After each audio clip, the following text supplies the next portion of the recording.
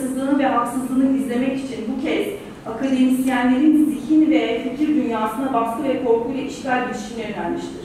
Ne var ki Ankara Filistin Dayanışma Platformu olarak Rümeysa Öztürk, Mahmut Halil ve diğer uluslararası öğrencilerin Amerika'da maruz kaldıkları muameleleri kınıyoruz. Bildiği günler yakındır. O gün bölünceye kadar insanlık bütünleşerek zulüm ve adaletsizliklere karşı direnmeye devam edecek. Aşmıştır. 1000 öğrencinin vizesi iptal edildi. İsrail'in suç karnesinin son halkası olan ve yaklaşık 600 gündür devam eden Gazze soykırımı çok sayıda Amerika Üniversitesi kampüsünde protesto edilmektedir.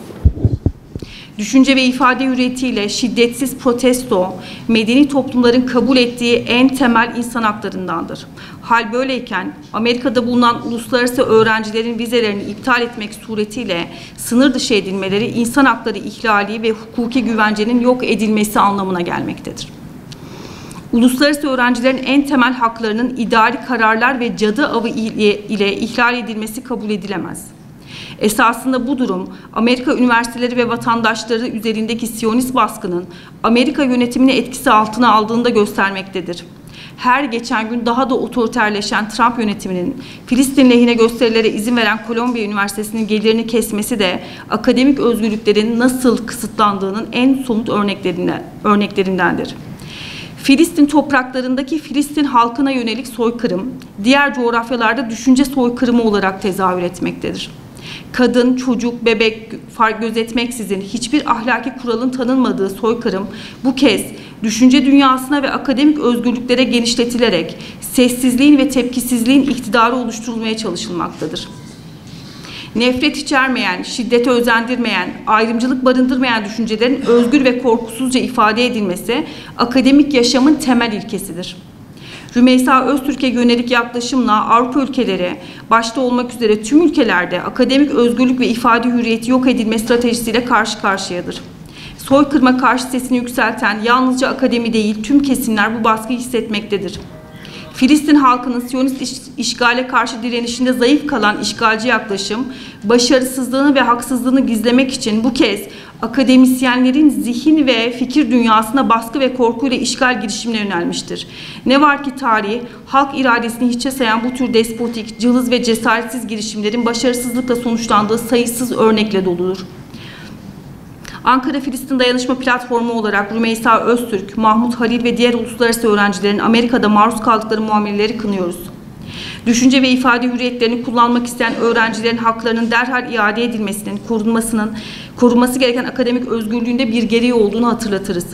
İnanıyoruz ki özgür dünyanın siyonist barbarlığın cenderesinden kurtulduğu ve Filistinlilerin gasp edilen topraklarının özgürleştirildiği günler yakındır. O gün gelinceye kadar insanlık bütünleşerek zulüm ve adaletsizliklere karşı direnmeye devam edecektir. Bu direnişin bir parçası olduğunuz için can gönülden teşekkür ediyorum. So the title of our bulletin is "We Won't Be Silent." So the right to education is being denied in the land of freedom. The unjust detention of young scientist, Tufts University PhD student Rümeysa Öztürk, who was handcuffed by masked security agents from Boston Immigration and Custom Enforcement, which is called ICE, is the latest example of fundamental human rights violation against foreigners in the United States, especially immigrants. The way that Öztürk was taken into custody was horrible, as if she had been kidnapped.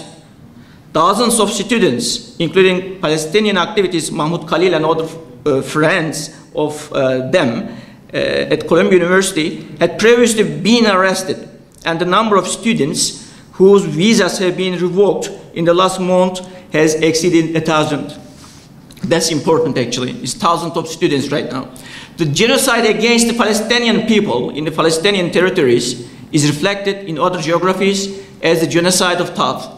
The genocide in which no moral rules are recognized, regardless of women, children, and babies, is now being extended to the world of thought and academic freedoms, and the power of silence and non-reaction is being tried to be built. A fundamental principle of academic life is the free and fearless expression of ideas that do not contain hatred, do not provoke violence, and do not involve discrimination. Through the unlawful approach against Rümeysa Öztürk, academic freedom and freedom of expression in all countries, including European countries, are subjected to the strategy of distraction. Not only academia, but also groups that raise their voices against genocide feels this pressure. The occupation attempt, which was weak in the resistance of the Palestinian people against the Zionist occupation, this time aimed to hide its failure and injustice by oppressing and fearing the minds and intellectual worlds of academics. However, history is filled with countless examples where such despotic, weak, and discouraged attempts to ignore the will of the people have failed. As Ankara Filistin Solidarity Platform (ANFIDAP) named, we condemn the treatments that Rümeysa Öztürk, Mahmoud Halil, and other international students are subjected to in the US. We would like to remind that the immediate restoration of the rights of students who want to exercise their freedom of thought and expression is also a requirement of academic freedom. And also, we believe that the days when the so-called free world is freed from the grip of Zionist barbarity and the occupied lands of Palestine are liberated near. Until that day, the whole of humanity will unite and continue to resist against the oppressions and injustice, hopefully. Thank you so much. Teşekkür ediyorum dinlediğiniz için.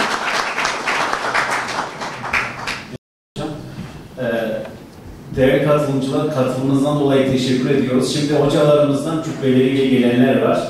Cübbenin sembolik boyutunu da göz ardı etmemek adına buradan mesaj vermek üzere buradan bir kare alacağız. Hocalarımızı buraya alabiliriz. Cübbeleriyle beraber. Tüm başkanlarımız da buyurabilir.